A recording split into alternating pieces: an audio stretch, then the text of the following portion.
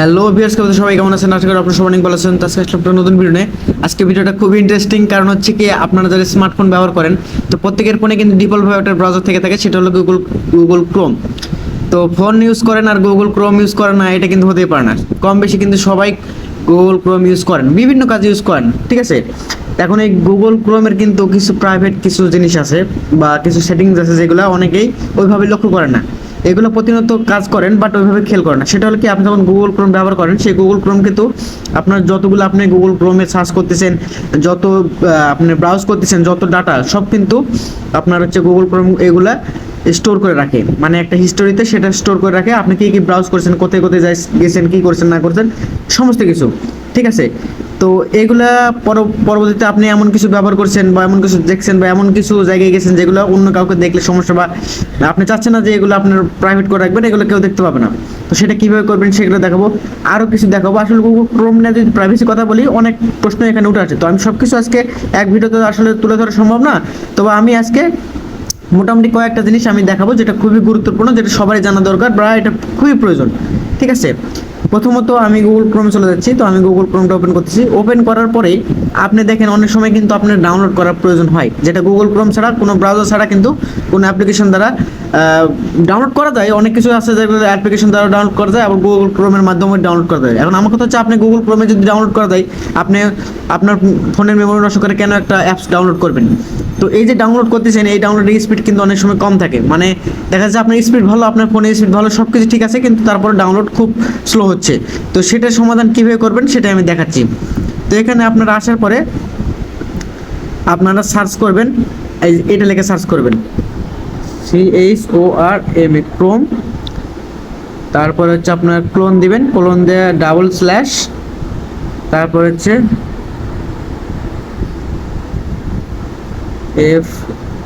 FLAGS flux, এটা লিখে search করবেন, ঠিক আছে?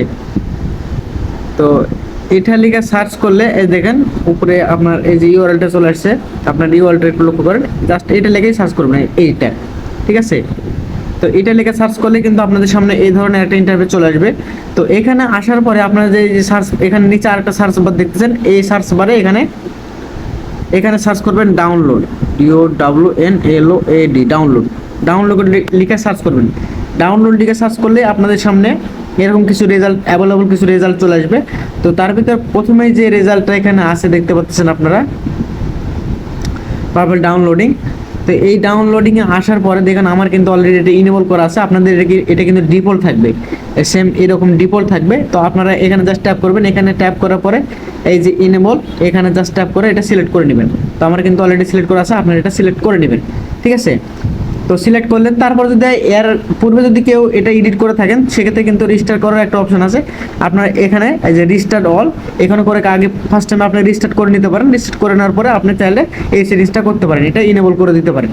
তো এটা ইনেবল করলেন, এটা ইনেবল করলে 100% গ্যারান্টির দাম বলতে পারে আপনাদের যে কোনো কিছু আপনি গুগল ক্রোম থেকে ডাউনলোড করেন না কেন, সেটা কিন্তু আপনার স্পিড বাড়বেই 100%। তো দেখ, এটা গেল।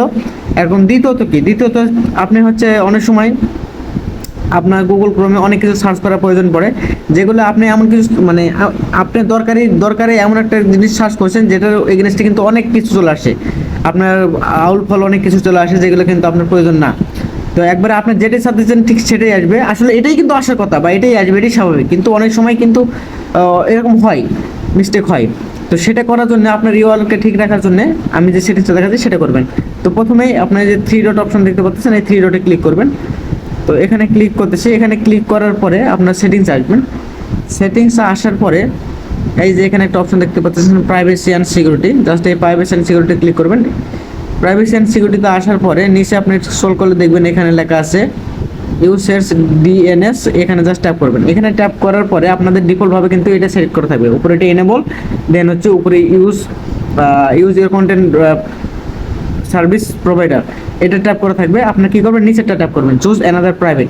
এখানে ট্যাপ করার পরে এই যে কাস্টমটা এই পাশে যে একটা অ্যারো বাটন আছে, এই অ্যারো বাটনে ট্যাপ করবেন।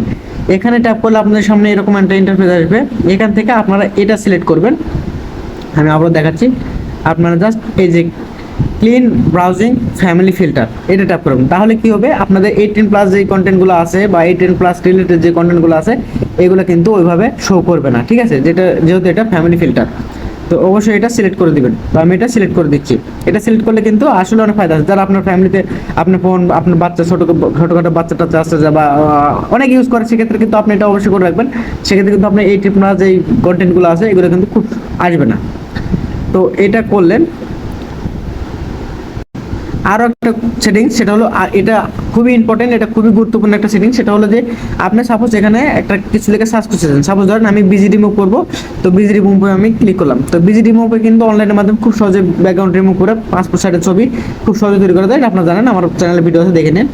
তো আমি দেখেন এটা কিন্তু ব্রাউজ করতেছি, ঠিক আছে, এই যে ব্রাউজ করলাম, আমি এই মুহূর্তে 5:30 মিনিটে কিন্তু আমি এই রিমুভ বিজি এই সাইটটা আমি ভিজিট করছি। এটা কিন্তু আমার ক্রোমে হিস্টোরিতে সেট হয়ে গেছে। আমি যদি আপনাদের একটু দেখাই, তারপর 3 ডটে ক্লিক করলাম। 3 ডটে ক্লিক করার পরে এই যে আপনার হিস্ট্রি দেখতেছেন, এই হিস্টোরিতে যদি আমি ট্যাপ করি তাহলে দেখবেন যে আমি কিন্তু রিসেন্টলি এই যে রিমুভ বিজ ব্যাকগ্রাউন্ড এটা কিন্তু আমি এই যে টুডে 23 অক্টোবর আমি কিন্তু এটা ভিজিট করছি, ঠিক আছে। তো এইভাবে আপনি যতগুলো ভিজিট করেন না কেন সবগুলো কিন্তু এইভাবে লিস্ট আকারে চলে আসবে। তখন এটা আপনি এমন কিছু ভিজিট করেছেন যেটা আপনার পরবর্তী অন্য কেউ দেখলে বলবে যে আপনি এই সাইট ভিজিট করেন এসে, তো আপনি এক কথা চাচ্ছেন না। আর এটা কিন্তু অনেক সময় এটা কিন্তু ডিলিট করলে এই যে চাইলে কিন্তু আপনি এখান থেকে একটা একটা করে ইন্ডিভিজুয়ালি ডিলিট করতে পারেন, আবার কিন্তু এই যে ডিলিট ব্রাউজিং ডাটা সব ডিলিট করে ফেলতে পারেন, ঠিক আছে। কিন্তু ঘটনা হচ্ছে যে আপনি যখন ডিলিট করবেন এইভাবে কিন্তু সবসময় ডিলিট করা সম্ভব হয় না। তো আমি এমন একটা ট্রিক বলবো যেটা কিন্তু আপনি ডিলিট করা লাগবে না, বাট আপনি সার্চ করে বের হওয়ার সাথে সাথে চলে আসবেন, অটোমেটিকলি সব ক্লিয়ার হয়ে যাবে, ডিলিট হয়ে যাবে। তো সেটা কীভাবে করবেন সেটা আমি সঙ্গে দেখাই।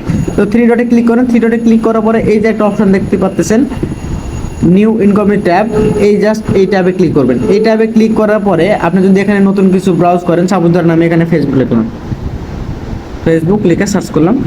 তো ফেসবুক লিখে সার্চ করার পরে সাপোজ ধরেন আমি এই ফেসবুকে যে মেটা যে বিজনেস ইয়েটা আছে আমি এটা ভিজিট করলাম। ভিজিট করে আমি কিন্তু সাপোজ ধরেন এখানে আমি কাজ করলাম, অনেক কিছু করলাম, এই সেই যে কোনো কিছু করলাম, করার পরে আমি জাস্ট এই ট্যাবটা আমি যদি ক্লোজ করে দিই তাহলে কিন্তু আমি এখানে চলে আসলাম। এখানে আসার পরে যদি আমি আবার হিস্টোরিতে যাই আপনাদের দেখানোর জন্য, তাহলে কিন্তু দেখেন আমি হিস্টোরিতে আর ওই ফেসবুকের কোনো মেটার ইয়ে পাবেন। দেখেন আমার লাস্ট ব্রাউজিং হিস্ট্রি কিন্তু এটাই দেখাচ্ছে, ঠিক আছে। আমি আপনাদের বোঝার সাথে আমি এটা দেখিয়ে দিচ্ছি, ক্লিয়ার করিনি তখন। তো এই ছিল ভিডিও, এটা খুবই একটা গুরুত্বপূর্ণ ভিডিও। তো ভিডিওটা কেমন লাগলো অবশ্যই কমেন্টে জানাবেন। আর ভিডিওটি ভালো লাগলে যদি হেল্পফুল মনে হয় একটা লাইক করে চ্যানেল নতুন হলে চ্যানেলটি সাবস্ক্রাইব করে দেবেন। ধন্যবাদ। কারণ আপনার চ্যানেলটি সাবস্ক্রাইব করলে একটু মোটিভেট হয় যে না আসলে ভিডিও বানানো দরকার বা আপনারা উপকৃত হন, এই বিষয়টা বুঝতে পারি। তো ধন্যবাদ।